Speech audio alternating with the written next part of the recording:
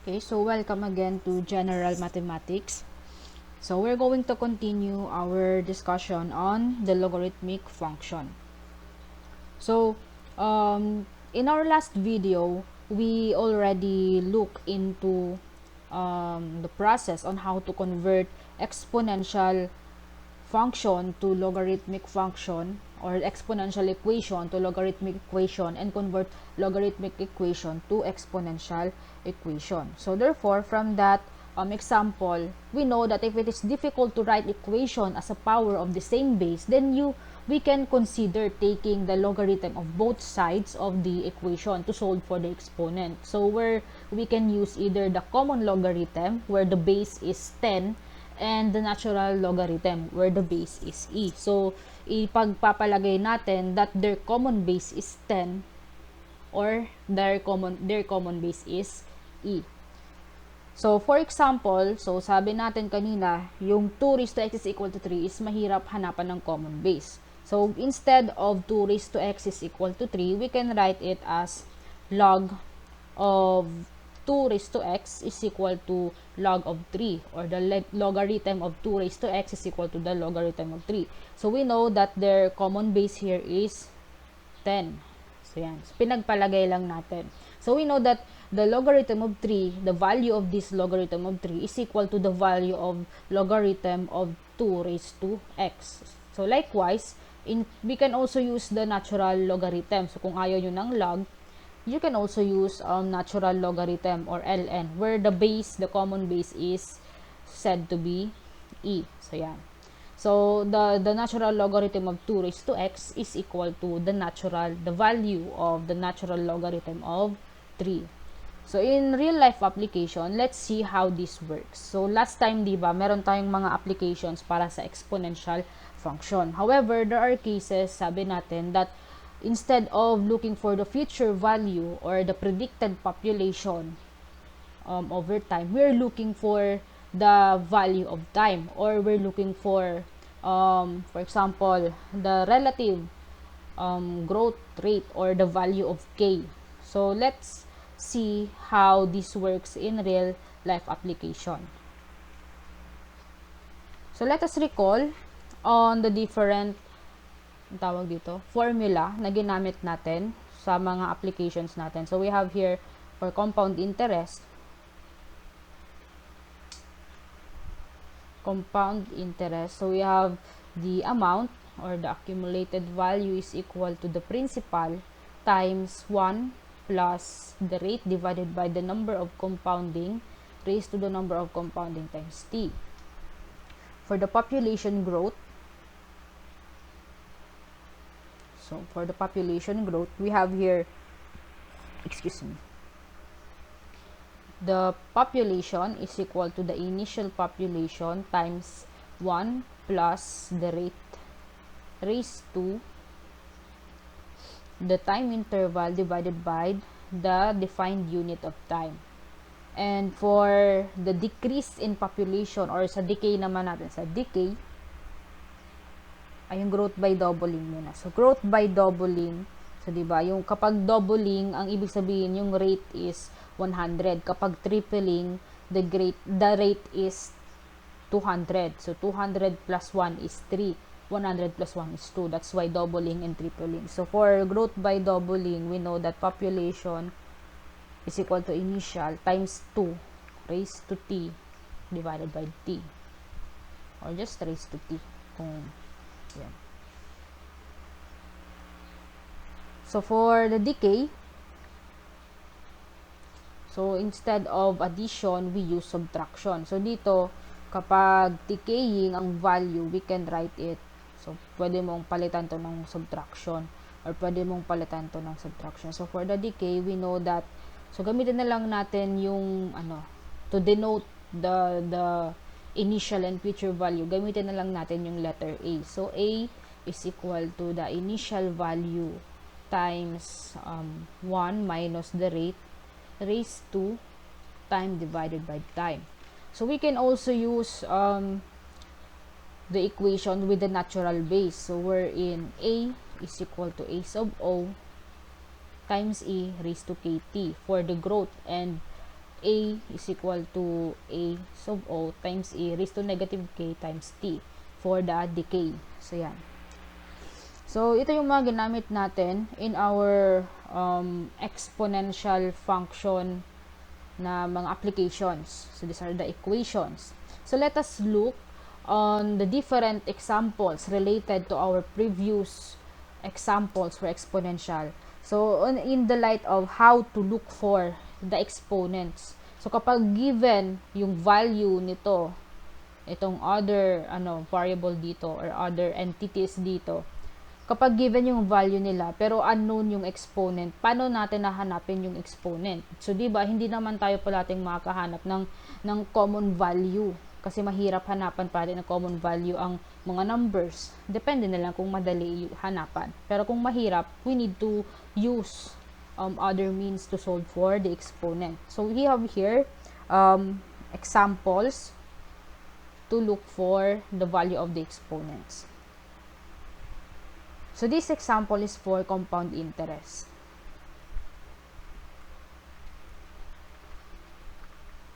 Yan.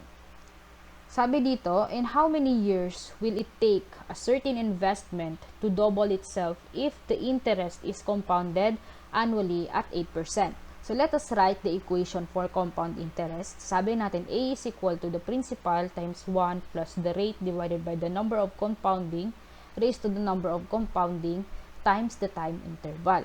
So, alin dito ang given? So, yung A, so sabi dito, yung value mo, yung initial value mo, ang gusto mong malaman is gaano katagal magdo-double. So, therefore, ang value ni A natin is 2 times the value of principal. Ayan, 2 times the value of principal. So, yung rate naman natin dito, sabi dito 8%, so therefore, rate is equal to 0.08. And then, number of compounding, sabi dito, compounded annually. So, therefore, N is equal to 1. Yung hinahanap natin is how many years? So, the time, T. Yan ang hindi natin alam. So, in our equation, instead of writing A, we can write 2P. So, 2P is equal to P times 1 plus R divided by N raised to N times T. So, nakita nyo naman, dito sabi natin, hindi naman given yung value ni principal, di ba? Pero, alam natin that yung future value natin is double the principal. So, that's another way of knowing that alam natin yung future value natin.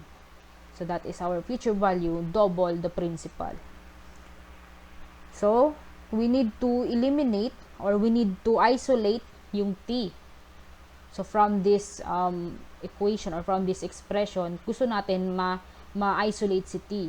So, paano natin yun i-isolate? So, palitan muna natin yung mga, mga letters natin dito with the given. So, equation with the given. So, 2P is equal to P times 1 plus 0.08 divided by 1 raised to 1 times T. So, 2P is equal to P times 1.08 raised to T. So, para ma-isolate natin si T, so, kasama si T nitong 1.08. So, ang una nating eliminate dito sa side na to is P. So, divide both sides by P. So, since both sides contains P, we can eliminate it from both sides. So, therefore, 2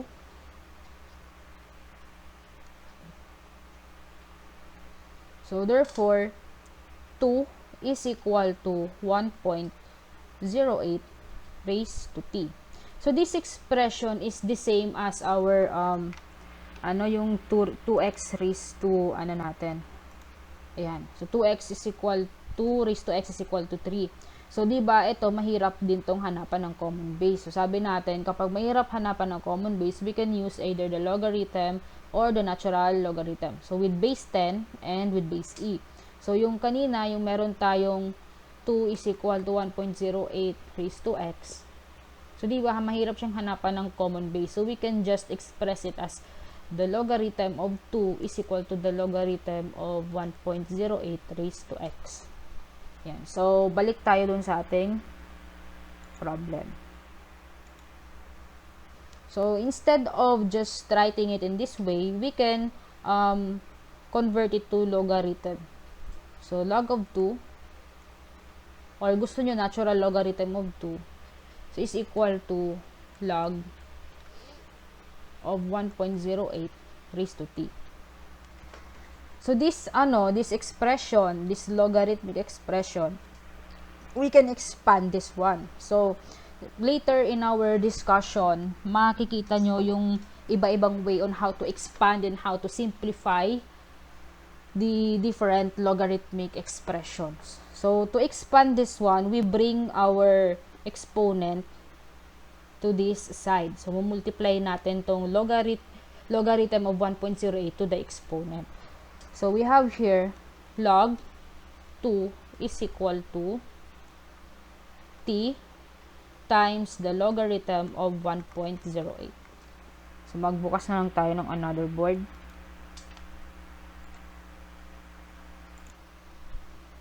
Okay, so isulat muna natin dito yung log of 2 is equal to log of 1.08 raised to t. So, again, to expand this expression, we bring down our t to this side. So, according to the laws of logarithm. So, we'll discuss it later in our next videos. So, therefore, the logarithm of 2 is equal to t times the logarithm of 1.08. So, to isolate our t, divide both sides by the logarithm of 1.08.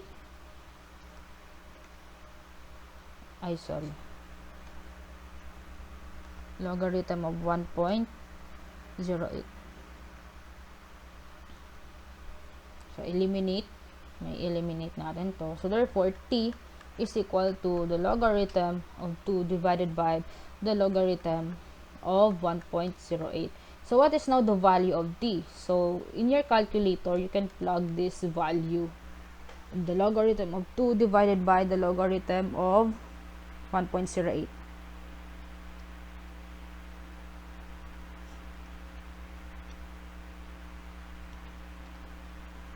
Okay, so, t is equal to 9.006 or approximately equal to 9. So, therefore, hence, to double your investment or your principal, it will take, or palitan natin para mas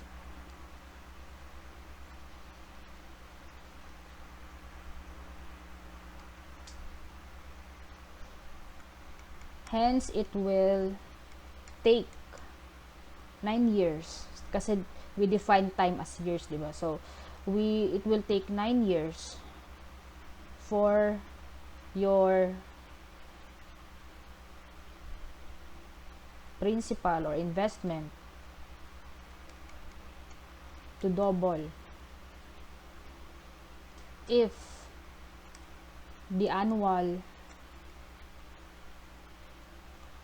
rate of compounding is 8%. So, yan yun. So, kapag compounded annually at 8%, at a rate of 8%, to double your amount, it will take 9 years. So, kayo na bahala mag-construct ng inyong conclusion for this problem. So, let us now answer example number 2. So, the number of ants in a nest doubles every month. So, if there are now 600 ants, about how long will it take for their number to grow to 9,600? So, this is a population growth wherein we don't know the value of the time it takes for the population to grow to 9,600. This is a population growth. Yan. So, the equation or the formula for population growth is P is equal to P sub O. Ba't pala P sub O yung ginamit natin kanina? Wait. Balikan nga natin. Tama. Okay, so P is equal to P sub O times 1 plus r raised to time divided by the defined unit of time. So, ano yung given natin dito? So, we have our future value here. So, ating P is equal to 9,600. Tapos, yung piece of O is equal to 600. And then, we know that ang tawag dito, the number of ants in the nest doubles every month. So, therefore, this is a growth by doubling. So, yung rate natin dito is equal to 1 kasi it doubles every month. And then, since every month, so we define our units of time as every 1 month. So, therefore, our time here is 1. Unit of time is 1 month. So, let us now substitute this equation, this formula with the given, and then derive for the equation for the time interval. So, P is equal to 9,600 is equal to 600 times 1 plus rate is equal to 1 raised to time divided by 1. Divided by 1. Ay. Sorry. Ayan. So, 9,600 is equal to 600 times 2 raised to t. So, divide both sides by 600 kasi hindi mo naman multiply 600 and 2. So, divide both sides by 600 para matira si 2 raised to t. Ayan. So, 9,600 divided by 600 is equal to 16. 16 is equal to 2 raised to t. So, punta tayo sa sunod na whiteboard. 16 is equal to 2 raised to t. So, dito, ito, madali lang natin itong mahanapan kasi 16 is equal to 2 raised to t. So, ang gagawin lang natin dito is express natin to. So, 16 is equal to 2 raised to t into exponential. So, 2 raised to 4 is equal to 2 raised to t. So, 4 is equal to t. So, pero you can use also, kung gusto mo, for example, para mapatunayan natin kung 4 talaga ang value ni t, you can use log of 16 is equal to log of 2. Ito, kung papahirapan mo sarili mo, you can just use this one. So, log of 16 is equal to t times log of 2 divided by log of 2. Tignan natin kung 4 talaga yung value nito. So, log of 2. So, cancel natin. So, t is equal to logarithmic of the logarithm of 16 divided by the logarithm of 2 is equal to 4. So, you can see, pareho yung sagot niya kapag ginamit mo to at kapag ginawa mo to. Kasi ito, madali lang. Kasi we can solve for the value. We know that we can express these two bases in the same base. Kasi ito, this is just the same as 2 raised to 4. Pero kung hindi natin alam kung paano hanapin yung common base, we can use this one. So, it's just, this is just a problem where we can see how this logarithm, how converting this into logarithm will lead us to the same answer. So, pareha, diba, yung sagot nila. Ayan. So, therefore, to answer this one, so it will take, since we define the time, the unit of time as month, it will take 4 months. So, this one is 4 months. It will take 4 months for the number of ants to grow to 9,600 from 600.